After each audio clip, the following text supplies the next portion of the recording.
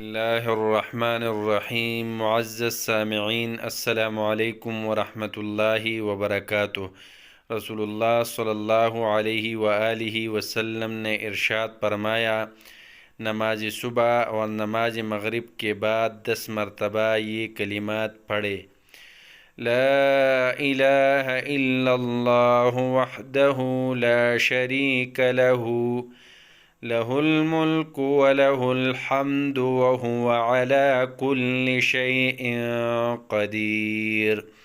ترمذی، حدیث نمبر 3534۔